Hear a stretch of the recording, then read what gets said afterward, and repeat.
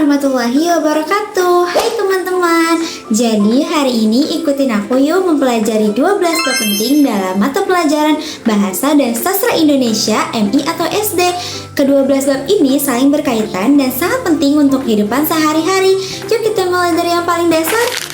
Di bab pertama ini kita belajar mengenal identitas diri, menulis nama, gelar, atau keluarga, serta menunjukkan siapa kita dan bagaimana menghargai orang lain. Nah, lanjut ke bab kedua. Di bab ini kita belajar kalimat sapaan. Di sini kita diajarkan untuk menyapa seperti hai atau selamat pagi Bu. Ini menunjukkan kesopanan dan hubungan sosial dalam berbahasa. Selanjutnya di bab ketiga ini kita akan belajar mendeskripsikan benda, mulai dari yang konkret seperti bola sampai yang abstrak seperti kebahagiaan. Menarik kan? Sekarang di bab keempat kita masuk ke struktur cerita. Ada prolog sebagai pembuka, ada dialog sebagai percakapan antar tokoh, dan yang terakhir ada epilog sebagai penutup cerita. Di bab kelima kita belajar berbagai jenis membaca.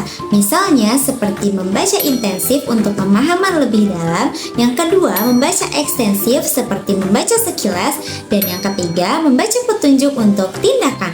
Nah, selanjutnya kita lanjut yuk ke bab 6.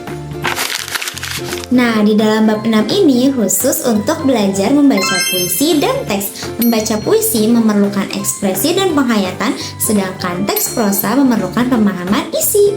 Lanjut, kita ke bab 7.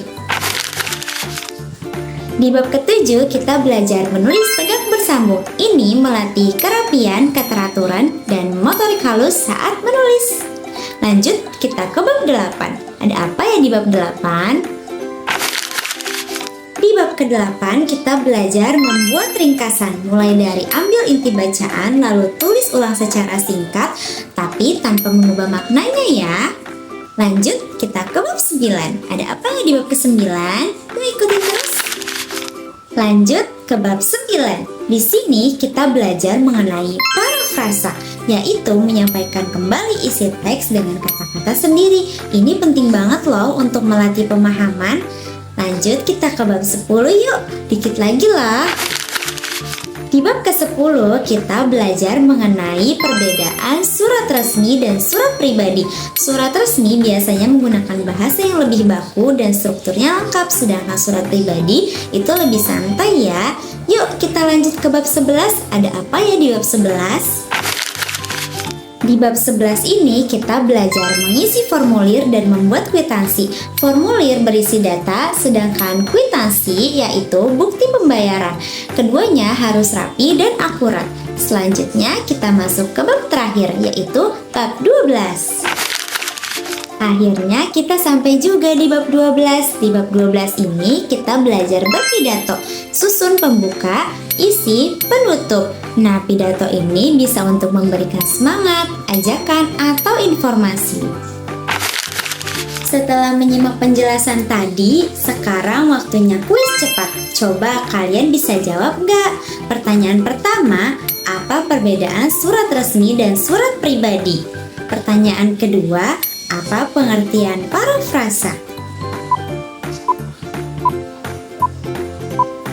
Mantap, jika kalian bisa jawab keduanya, berarti kalian sudah paham materinya. Semua bab tadi saling berhubungan, mulai dari mengenal diri hingga menyampaikan ide di depan umum.